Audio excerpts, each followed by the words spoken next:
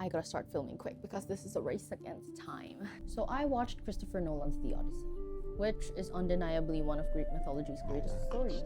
I know it's not a 100% accurate adaptation, and Nolan did exercise some creative liberties, but I digress. Because this isn't a movie review. There's so many of that on the internet already. And it's also been a while since I read the resource material. So I only really have Percy Jackson that prepared me for this moment to go off of. And thinking about it now, I'm kind of glad that Nolan didn't adapt every single detail because it's already a 3-hour movie. Any longer, my bladder would have exploded. Oh, by the way, I do have notes here with me, so if you see me glancing down every so often, that's why.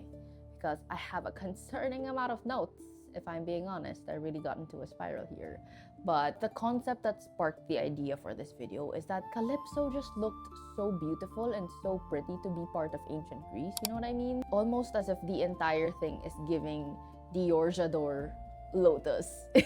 And I'm so glad that the internet resonated with that. I mean, have you seen the memes? They're just so freaking funny, they crack me up. But when you spend so much time with perfume, your brain can't help but make weird connections. So that one thought led me to spiral about what the rest of the movie would smell like. So here we are. Because I love the film, I love Goranson's scoring, and all of the small details that stood out to me kind of helped me start noticing the atmosphere, the texture. And I don't really know if people or anyone think about stuff this way. But let's talk about Calypso and why I thought about Dior. Maybe it's the costume styling, just the beige, ivory creams, and like light browns in the color scheme. And while it is very beautiful to look at, it's just giving shipwreck sexy to me. Which at the same time, we have Dior J'adore's wet, sexy look fantasy going for them. And maybe it didn't really help that Charlize Theron was the face of the fragrance like 20 years ago. But if I really wanted to think about Calypso, I'd probably look more into the lines of lotus as a material, as a note, and how it's supposed to smell both airy but also watery at the same time. And I mean airy in like a sparkly vibe, and I mean watery in like a fresh floating fantasy. So top of mind fragrances that I think of are Hermès's Un Jardin sur le Nil and maybe Versace Bright Crystal. Like maybe a mishmash of those two really feel like they smell like Calypso. Moving on to Circe. This one actually gave me the hardest time simply because my first instinct was of course animalics. I mean Circe's scene with like the pigs and she's like morphing them and changing them and she's like back to your disguises. Ooh, that gave me chills. So obviously I started thinking about brands like Frederic Malle, Francesca Bianchi, brands that take everyday materials and challenge them to give them a more animalic texture, a more sensual, more raw, more unapologetically feral feel to the fragrance. But then I took a step back because I was like, wait, I don't think Circe would smell threatening, and I wouldn't want the people smelling Circe and thinking something is wrong from the get-go, because the point of Circe is that she lures the sailors, right? Because one of the biggest ways the material describes Circe is that she is hospitable, and she's not seductive in the modern femme fatale sort of way, because Circe was the character that welcomed the warriors and Odysseus' men, even gave them food. So maybe something more along the lines of floral, something herbal, creamy and warm. It makes me think about the fragrance Blanche Bête because it's creamy, it's milky,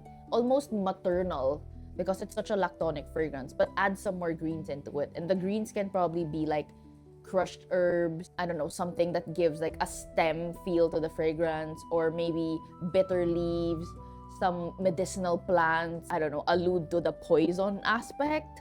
That will really give the impression of you are in Circe's garden and she knows all of the plants around this garden more than anyone. That's what makes Circe so different from Calypso. I don't mean to pit the two women against each other because obviously they're divine goddesses, right? They serve different purposes in the story and also in the film. Whereas Calypso embodies a more aspirational beauty. She's a little more ethereal, more magnetic, and she makes you want to stay.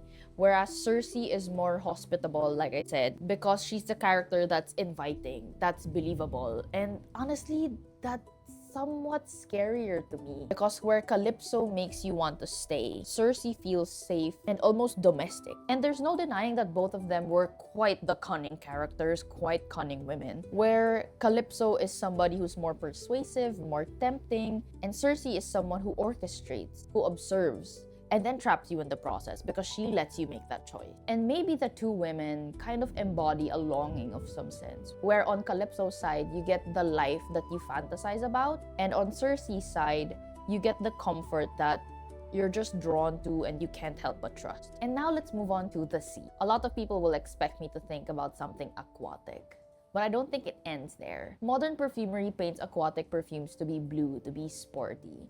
But personally, I'm looking for something more. The story was obviously set in the Mediterranean coast, where Troy is modern-day Turkey and Ithaca is somewhere along the west of Greece. And honestly, without any context, the Odyssey is giving Jack Sparrow running for his life, which is probably like, I don't know, 60 to 70% of the film anyway.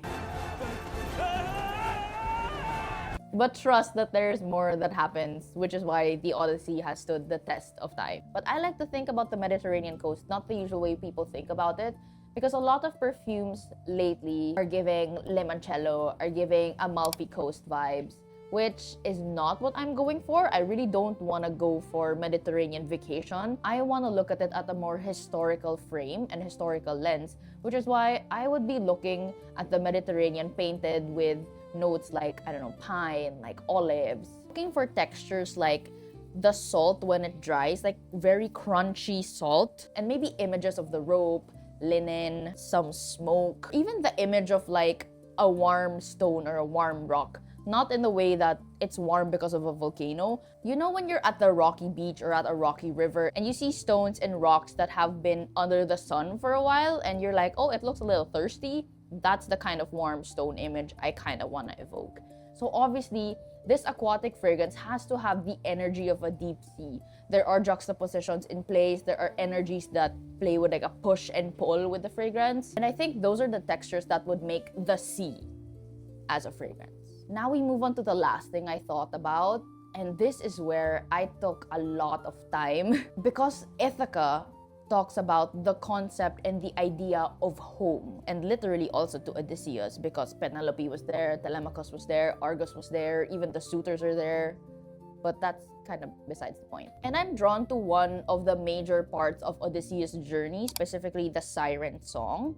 And you'll get where I'm going with this. It really planted the question in my mind, what does desire and memory have to do with scent? Now I have to bring up one of the most iconic lines in the film when Odysseus was asked what the Siren song sounded like. And I want to pick up 3 things that he talked about. The first one being a delicious itch. It's such a perfumey way to describe things to me, because a lot of fragrance reviewers, a lot of people talk about fragrances, use the phrase, I can't stop sniffing it, almost like there's a compulsion to do it again and again. A delicious itch just makes the description sound so tactile, and maybe that's also why I can't help but be drawn to texture in fragrances. I feel like it really gives nuance, gives personality, gives character to the fragrance. But point 2 is where Odysseus talks about what you most can't have is what you already had and lost. And this is where Ithaca comes in, sort of like as a weaponized memory of sorts, because obviously he has experienced fond memories in that place, although not talked about in the film. And if sense of smell is closely tied to memory, which is what a lot of people always talk about when they talk about perfumery and memory, then it's no wonder why my brain suddenly went there, right? Like movie to memory to scent. And number 3, Odysseus said that the Siren song told him that he didn't really want to go home. And I don't think Nolan meant that Odysseus didn't want to go home, more so that there are questions implanted in Odysseus's heart. What if home isn't there anymore? What if I, as Odysseus, am not the same person anymore? Or does it still even exist, or only in memory? That concept is not new. In fact, perfumery has always been invested in the concept of memory and scent. And I just thought I never actively thought about how memory shapes the way I experience stories, books, movies alike, and why I am able to make connections that I am able to make. Now, going back to the Siren song, because Goranson reused that musical motif when Odysseus, disguised as a beggar, gets to meet Penelope and gets to talk to Penelope again. And that's such an interesting parallel, because it makes you think if the Sirens and Penelope are opposites, or do they simply speak the same language? Because if you think about it,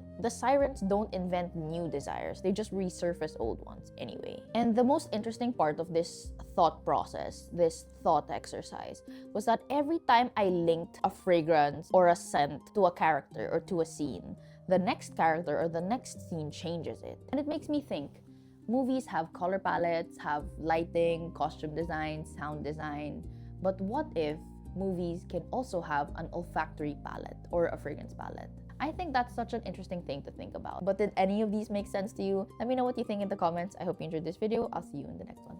Bye.